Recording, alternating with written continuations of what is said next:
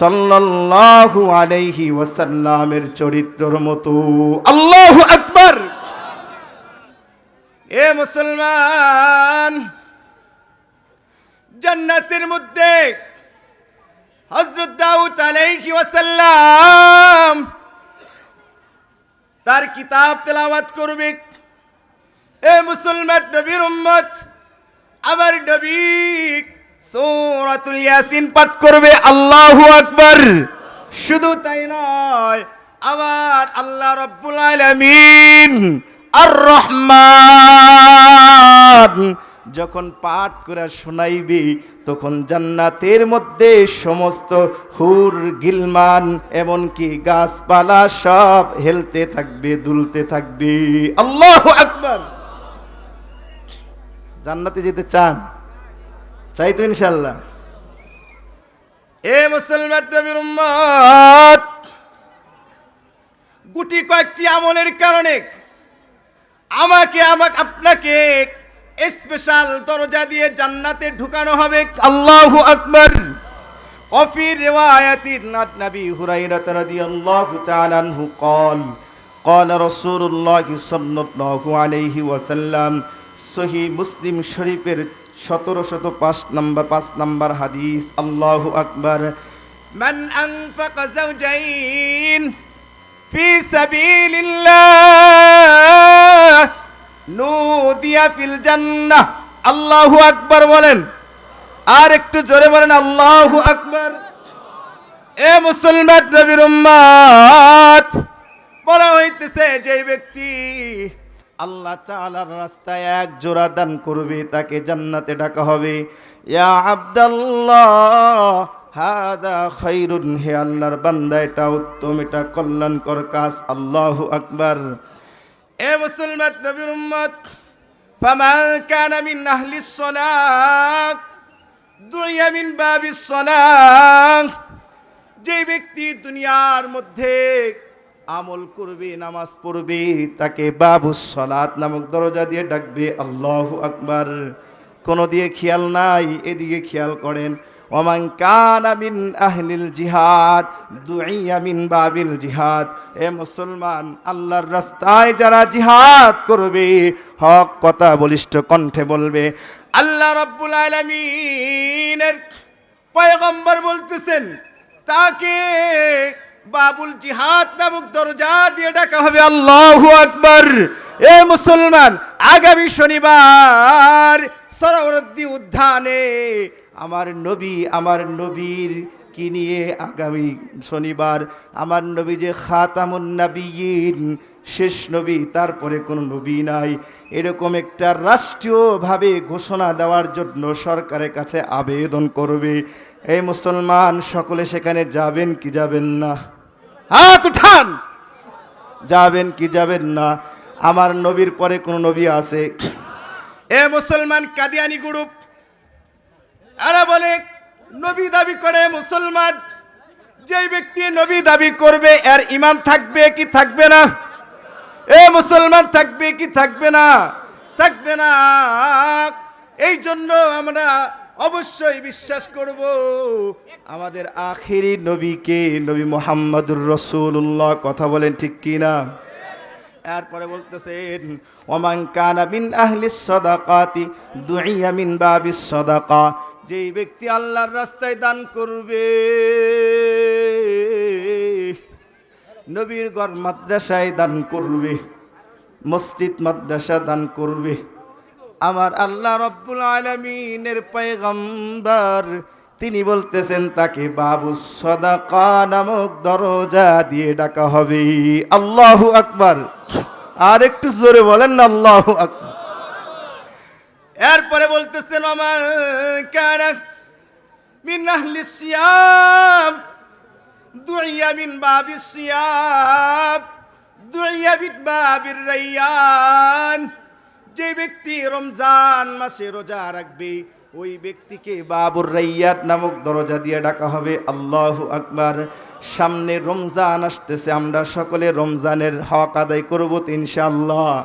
আর একটু জোরে বলেন ইনশাআল্লাহ।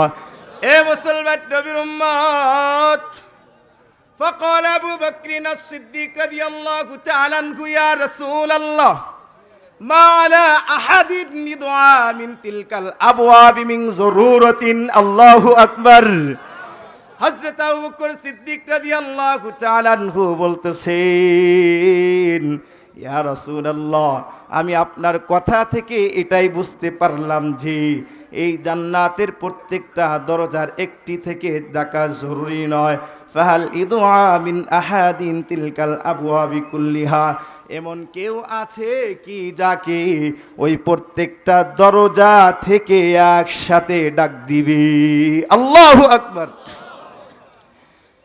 আল্লাহর রাসূল বলতেছেন ক্বালা রাসূলুল্লাহ সাল্লাল্লাহু আলাইহি ওয়াসাল্লাম নাম ওয়া আরজু আন তাকুনা মিনহুম হে আবু বকর তুমি জানিয়ে রাখো এর প্রত্যেকটা দরজা থেকে আশা করা যায় তোমাকেও ডাক দেওয়া হবে আল্লাহু আকবার আর একটু জোরে বলো না আল্লাহু আকবার একটু আল্লাহু আকবার জোরে বলেন না তাকবীরিতে ভয় পান নাকি নাকি আজকে লকডাউন এই জন্যে হ্যাঁ লকডাউন এই জন্য নাকি আল্লাহু আকবার বলে যদি মরেন সরাসরি জান্নাত কিসের জন্য একমাত্র ইসলামের জন্য একমাত্র ইসলামের জন্য কোন ব্যক্তি আল্লাহু আকবার তাকবীর দিয়ে যদি মরে ওই ব্যক্তির জন্য জান্নাত ওয়াজিব আর একটু জোরে বলুন সুবহানাল্লাহ জান্নাত কেমন হবে এটা কি জানা দরকার আছে কি নাই আল্লাহর রাসূল বলতেছেন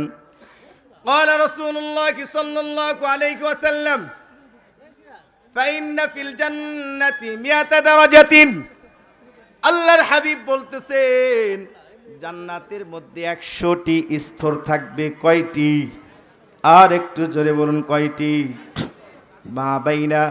মা বাইনা কুল্লি দারাজাতাইন উভয় জান্নাত 100টি জান্নাত যে থাকবে তার এক একটির মাঝে কামা বাইনাস সামাই ওয়াল আরদ আসমান এবং জমিনের যে পরিমাণ দূরত্ব রয়েছে প্রত্যেকটা স্তরের মাঝে আসমান এবং জমিনের সমপরিমাণ দূরত্ব থাকবে সুবহানাল্লাহ ওয়াল ফিরদাউসু আ'লাল জান্নাহ এ মুসলমান নবীর উম্মত